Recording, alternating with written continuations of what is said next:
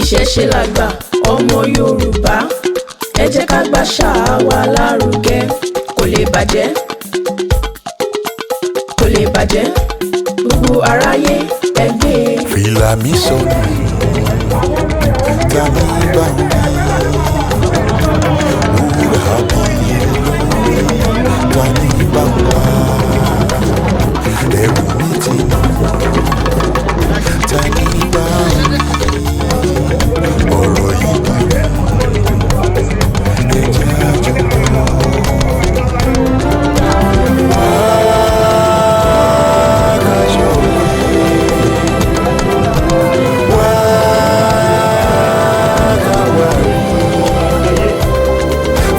La fi ń ṣọ̀ṣọ́ ẹ̀wù la fi ń rọra ìṣẹ̀ṣe lẹ́wà Yorùbá ẹ jẹ́ á padà sórí sùn wa ìṣẹ̀ṣe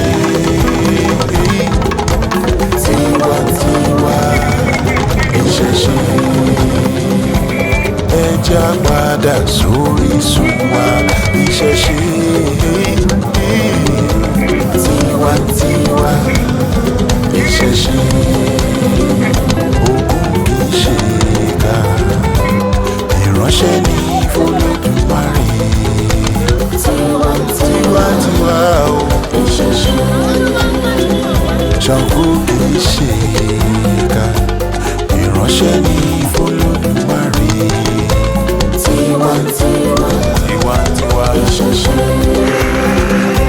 Ifá kìí ṣe ké Ọ̀rúnmìlà kìí ṣe ké tiwantiwa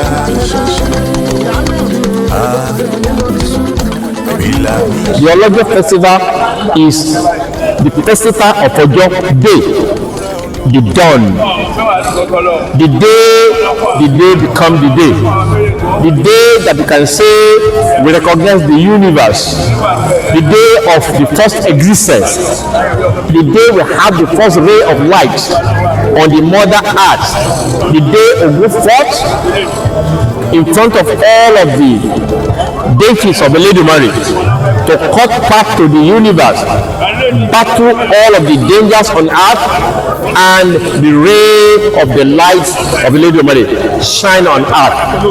That day is unique, can never be two. It does not have a twin because it's single and it's the day. Despite the fact that it's the day, it's single, it comprises of all colors. Àwọ̀ mèremère, different colors, odù mèremère, different wisdom that comprises the knowledge of God Himself, the myth, the mighty one, the singular one, is represented by His knowledge, His brain. The brainchild of the Ile-Ife is on earth by the sign of the light that first of all show in this world. That is what to be celebrated. Because a benefit given to you and you don't show appreciation, you may not have to ever have more. Even you have the only one you have can be taken away. Like Obatala Obatasa. When He gives you something good, you don't appreciate it, He will take it from you. But God is so magnanimous. Many people in the universe do not recognize or appreciate the benefits God has given to mankind. He continues to shower blessing on us. But we of Ife, we of the people of Onitsha, we of the believers in Onitsha and all of the Oni that come before Him, appreciate God for giving us that light, for giving us that day. That is a day that is different from the day of death, because when you are dead you see no light again. You look at the eyes of the dead person, it becomes black, cannot see anything. So that we are not counted among the dead, that we see the white aspect of the eyes, that we can see the day. We shall continue to appreciate that day, so that the day will be the day, but not only the day again. The day will now bring so many beautiful things. Good health, prosperity, abundance of food, love for mankind, and radiate all over the world, so that our long life will be ensured. We shall not be fighting within ourselves. Corruption will vanish. Kidnapping will go away. Epidemic will be a thing of the past. When we say thank you, Olodumare, forgive us that day, that light, that singular day that Ooni of Ife will not rest until it's celebrated. That those of us that appreciate something good that Olodumare has done will always be here to celebrate this day with him. And that's why we are here. Appreciation is the word. We want to appreciate God for making the day, the first light shine in the universe, and not at any other place first, but at Ile-Ife, and that's why we are here.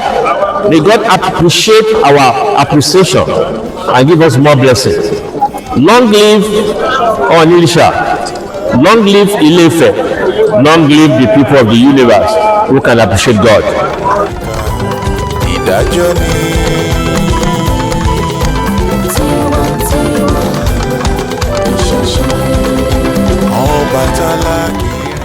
Ṣe rí àṣà àti ṣe ó ti wà látayébáyé tí ò papọ̀ mọ́ ẹ̀sìn rárá. Wọ́n bá gbọ́ ìṣẹ̀ṣe làgbà kó papọ̀ mẹ́sìn o, kó papọ̀ ẹ̀sìn ọ̀tọ̀ ìṣẹ̀ṣe ọ̀tọ̀. Irú ọdún ọlọ́jọ́ tá à ń ṣe lénìí sìn àdáyébáyé ni wọ́n bá láyé ni. Ìjọ tí Oòduà ti sọ̀kalẹ̀ wá sínú Ifẹ̀ báyìí lọ ti sọdún torí ọdún tó máa ń kó ibi dànù ni, ọdún tó dẹ̀ máa ń fa ire wọlé ni. Tani bá rí ọ̀rọ̀ yìí bí ẹjẹ́ àjọba.